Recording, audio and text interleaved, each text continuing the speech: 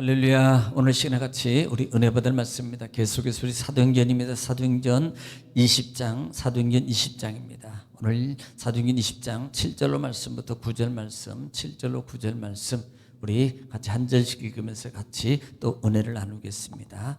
시작. 그 주간의 첫날에 우리가 떡을 떼려 하여 모였더니 바울이 이튿날 떠나고자 하여 그들에게 강론할세 말을 밤중까지 계속하매 우리가 모인 윗다락에 등불을 많이 켰는데 유두고라 하는 청년이 창에 걸터 앉아 있다가 깊이 졸더니 바울이 강론하기를 더 오래 하매 졸음을 이기지 못하여 3층에서 떨어지거늘 일으켜 보니 죽었는지라. 아멘.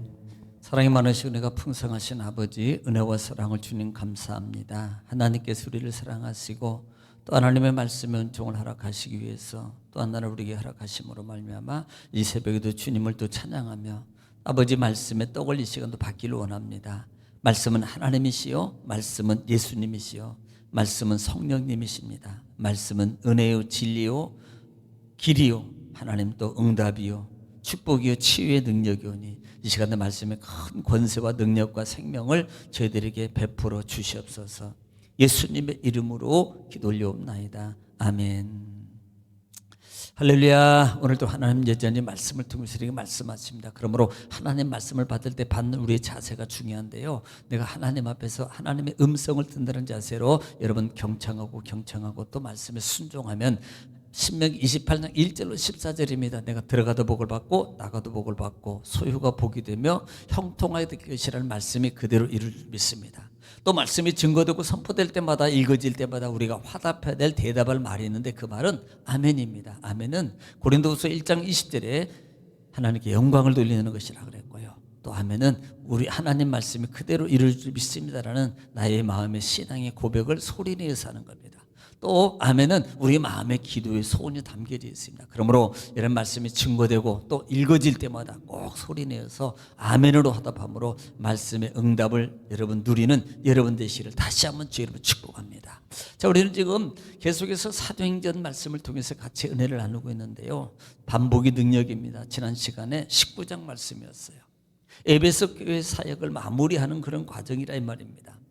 그 과정 속에서 에베소 교회에 소요가 일어났어요. 문제는 우상의 문제였습니다. 바울이 복음을 증거하고 하나님의 권세와 능력이 나타나니까 어떻게 돼요? 그곳에 있는 소아시아 지역에는 이 우상을 사서 이 소형의 우상 이 모형을 사가지고 그들에게 섬기고 마음으로 믿고 이렇게 살아가는 사람들이요, 우상을 다 버립니다. 그리고 사잖아요. 그러니까 그 우상의 모형을 만들어서 이익을 얻는 상공인들이요, 문제가 생긴 겁니다.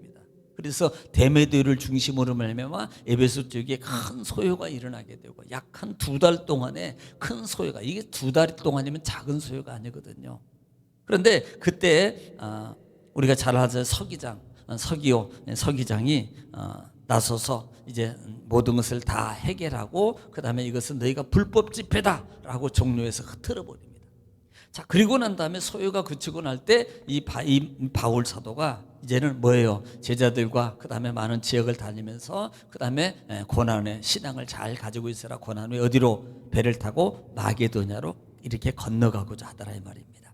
자, 그렇게 건너가서 이렇게 건너가고자 할 때 마게도냐로 이제 가고자 할 때에 석 달 동안 거기서 있다가 배를 타고 어디로 가요? 수리아로 가고자 할 때. 수리아는 어디입니까? 우리가 좀 지도를 보면은 사실 이 아래쪽을 얘기하는 거거든요. 고린도를 지나서 그 다음에 겐그리아 쪽으로 해가지고 내려가가지고 그 다음에 그곳에서 배를 타고 예루살렘 쪽으로 가기를 원했다 이 말이에요. 그런데 소문에 정보가 들어오기를 그쪽으로 내려가면 당신을 지금 죽이려는 자들이 지금 공모를 하고 있습니다. 그러니까 결국은 마게도냐 다시 되짚어서 고린도에서 그 다음에 다시 올라갑니다. 데살로니가 지역으로, 그 다음에 이쪽 마게도냐 지역을 통해서 지금 어디서 에베소까지 빌립보까지 그렇게 가는데 그곳에서 먼저 누구가 동행하냐면 딱 7명과 동행을 해요. 7명은 그 마게도냐 지역에 있는 구제 헌금을 가지고 있는 그 각 지역의 대표자들입니다. 그러니까 지금 예루살렘 교회가 심한 가뭄을 통해서 문제가 있어요. 그래서 참 어려운 가운데 있을 때 이 마게도냐적인 이 작은 교회들이 연합체들이 구제 헌금을 한 거예요.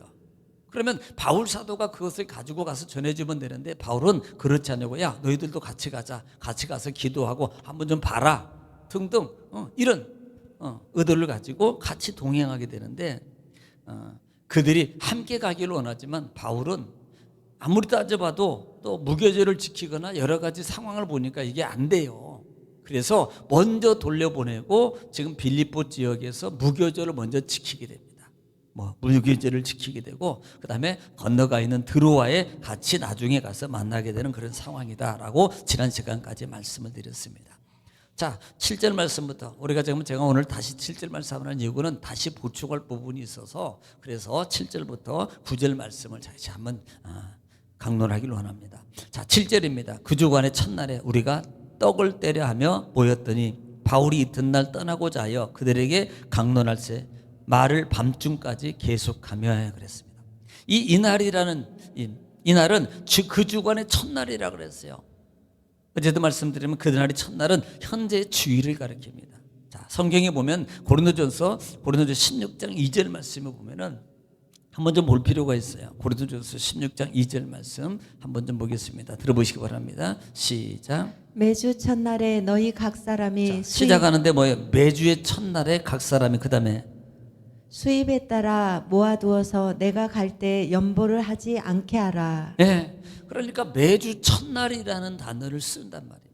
그러니까 매주 첫날은 안식일을 가리키는 거거든요. 이것이 성경에 또 계시록에도 나오는데 우리가 계시록 1장 10절 말씀을 한번 볼 필요가 있습니다. 계시록 1장 10절 말씀. 자, 한번 들어보시기 바랍니다. 시작. 주의 날에 내가 성령에 감동되어 내 뒤에서 나는 나팔 소리 같은 큰 음성을 들으니. 자, 여기에서 주의 날이라고 하는 이 말이 안식 후 첫날, 지금으로 말하면 주일을 말하는 거예요. 주일. 자, 신약에도 우리가 사복음서 요한복음 20장 보면은 요한복음 20장에서 1절로 쭉 말씀 보면은 이게 예수님의 부활이거든요. 20장 1절 말씀 한번 먼저 보겠습니다. 시작. 안식 후 첫날 일찍이 아직 어두울 때 막달라 마리아가 무덤에 와서 돌이 무덤에서 옮겨진 것을 보고. 지금 안식 후 첫날이라는 단어를 써요. 이게 뭐예요? 안식일은요, 구약시대 안식일을 가리키는데 금요일, 토요일날 저녁부터 시작해가지고 금요일날 오후부터 토요일날 저녁까지 이 안식일을 말하는 거거든요. 그런데 지금 여기는 안식 후 첫날이라는 부활, 예수님께서 부활하신 날이 안식 후 첫날이니까요, 지금으로 말하면 주일을 가리키는 거예요. 이 주일을 가리킨다 이 말입니다. 이것을 사도행전 2장도 한번 볼게요. 사도행전 2장, 성령 강림회인데 사도행전 2장 1절 한번 보겠습니다. 사도행전 2장 1절 말씀입니다. 우리 한번 또 들어보시기 바랍니다. 시작. 오순절 날이 이미 이름에 그들이 다 같이 한 곳에 모였더니. 그 위에 보면 쭉 읽어보면 1절 4절을 보면은 이것이 안식 후 첫날에 성령이 임해. 그러니까 안식일 이후에 예수님이 부활하셨고 그 다음에 성령이 임재하신 그날입니다.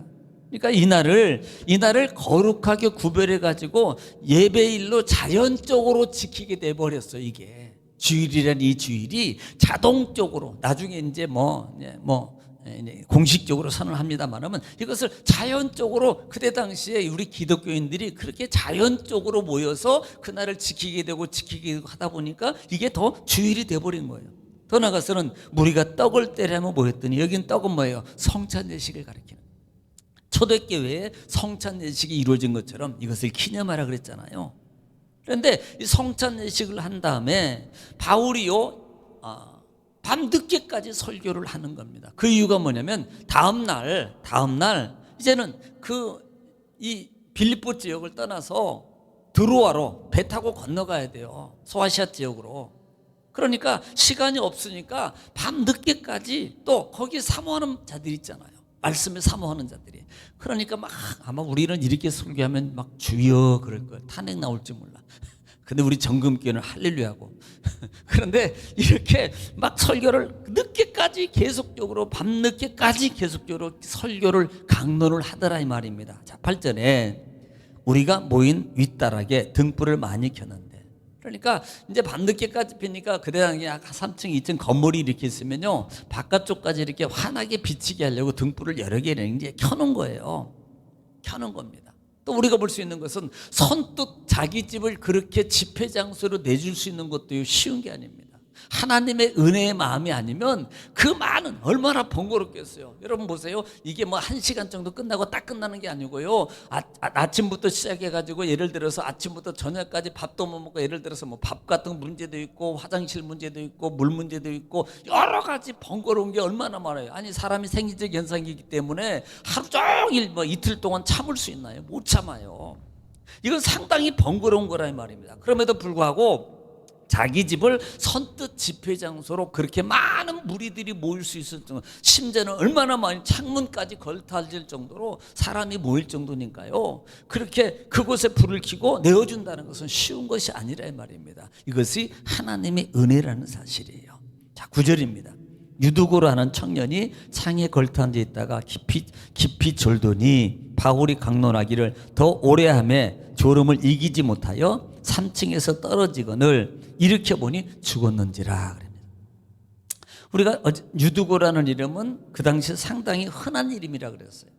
뭐 예를 들어서 미국에 존이라는 그 이름이 여러 개 붙여져요. 상당히 길어요. 이름은 엄마 아빠 성 이름 막 붙이고 그래가지고. 그런데 뭐 존 뭐 이렇게 이런 거예요. 그러니까 이 유두고라는 이름이 뜻이 너무나 좋아. 복되다. 막 다행 뭐 이런 그런 뜻이 있기 때문에 그 이름을 다 붙이는 겁니다. 특별히 그 당시에 헬라에 그 하층이 있는 사람들, 그러니까 좀 지위층이 좀 빈약한 사람이 있는 사람들의 이 이름을 많이 쓰는, 흔히 쓰는 이름이었어요. 그러니까 이름을 보더라도 이 유두고라는 사람은 좀 지위도 낮고 그 다음에 좀 부유하지 못하고 가난한 집의 사람이다. 이것이 드러나요. 이름만 보더라도 드러나는 거예요. 그러니까 이 유두고라는 이름이 바로 그렇게 천한 가정, 천한 지위, 천한 신분 속에 있었어요. 이제 그런 중요한 것은 그래도 하나님의 은혜의 말씀을 들으러 왔다는 게 중요합니다. 그런데 문제가 뭐냐면 그렇게 하나님의 은혜를 받으러 왔고 은혜를 들으려면 끝까지 정말 집중하고 들어서 깨어서 들어야 되는데 3층의 창문의 난간에 걸터 앉아서 설교를 듣다가요, 늦게까지 하니까요 깊이 졸더란 말입니다. 그냥 보통 조는 게 아니에요. 이게 그냥 눈꺼풀이 얼마나 무거운지 그냥 주여 할렐루야 이게. 그러니까 이걸 졸더니 이기지 못하는 거예요. 제가 그랬잖아요. 막 은장도를 빼가지고 허벅지를 찔러서라도 이겨라. 졸음을 이기기 위해서 이겨라. 뻘떡 일어나가지고 막 저는 그래요. 졸리면 막 이렇게 돌아다니기도 하고 일부러 뒤쪽에 서 있기도 하고 막 꼬집기도 하고. 제가 그랬잖아요. 뭐 이 허벅지에 막 이렇게 멍이 들고 그랬다고요. 이기려고. 그러니까 그렇게 이겨야 되는데요. 그걸 못 이기는 거예요. 그리고 결국은요 3층에 떨어서 죽었습니다. 사실 여러 가지 해석들이 있어요. 여러 가지. 첫째는 하나님의 말씀에 집중하지 못했다는 그 모습. 이 모습의 결과다. 주의로, 다시 말하면 사모하는 마음으로. 성경은 분명히 너희가 깨어있어서 라고 단어를 쓰는 거예요. 깨어있어라는 단어. 그러니까 깨어있어서 하나님 그 귀중한 시간에 집중해서 사도 바울이 그 아까워서 거기에 있는 무리들이 안타까워서 그들에게 복음을 전하라고 계속 그렇게 하는 간절한 마음을 가지고 전하는데 거기에 대한 자기의 육체적인 모습을 이기지 못하는 겁니다. 그러니까 사모함이 부족하다는 거예요. 그래서 그런 경고를 주는 겁니다. 또 하나는 어떤 부분은 이렇게도 표현해요. 세상과 말씀 안에서 걸치고 사는 인생의 모습이다라는 말도 해요. 그러니까 한쪽은 밖에다 내놓고 한쪽은 세상에 아무리 다른 사람도 더 그 사람만 더운 게 아니에요. 여러분 생각해 보세요. 유도고만 덥겠어요? 창문에 걸터 앉아가지고요. 물론 사람이 뭐 많이 있을 수 있겠지만 아니 그래도 위험하면 안에 졸라면 안에 들어와야지. 그래야지 안 떨어지지요. 그래도. 그런데 그것은 세상과 말씀 안에서 두 양다리를 걸치고 있는 영적인 모습일 수도 있다는 말입니다. 그렇게 될 때 이렇게 불행한 일이 초래될 수 있다는 것을 말하고 있는 거예요. 그러니까 우리는 오늘의 말씀 속에서 우리가 볼 수 있는 하나님의 은혜의 말을 드려야 됩니다. 아, 하나님은 중요한 것은 나를 살리려 한다. 하나님은 내가 잘 되길 원한다.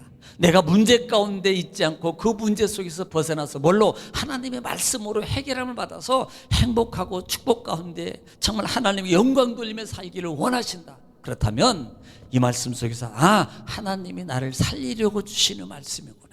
경각심을 가지고 이 말씀을 통해서 내가 정말 하나님 말씀에 바울이 그렇게 사모함으로 그 긍휼히 여기는 마음을 통해서 잘 되기를 원하며 증거한다면, 유도고가 깨어있어서 만약에 그 말씀을 끝까지 잘 받았다면, 물론 나중에 살아나기는 합니다만은 이런 상당히 여러 가지로 폐를 끼치는 거예요. 말씀이 중단됐을 것이고, 그 다음에 자기도 가족도 얼마나 그러겠어요. 그러니까 이런 부분들까지도 우리가 좀 생각해서 영적인 깊이를 깨어 있어서 하나님 말씀을 받으면 하나님의 축복의 자녀, 기적의 주인공이 반드시 될 줄로 믿습니다. 또 그렇게 되시기를 주의 이름으로 축원합니다. 오늘 이 시간에 또 하나님 말씀 받은 거 가지고 기도할 때 나라 민족을 위해서, 또 여러분 교회를 위해서, 가정과 자녀와 사업장과 직장을 위해서 이 시간에 주 한 분씩 통성으로 하나님께 간절히 기도하겠습니다. 주여, 걸어가시고 자비로우신 아버지, 은혜와 사랑을 주님 감사합니다. 하나님께서 우리를 사랑하시고 나를 살리시려고, 하나님이 나에게 복 주시려고, 하나님이 나의 은혜를 인도해 주시려고 하나님의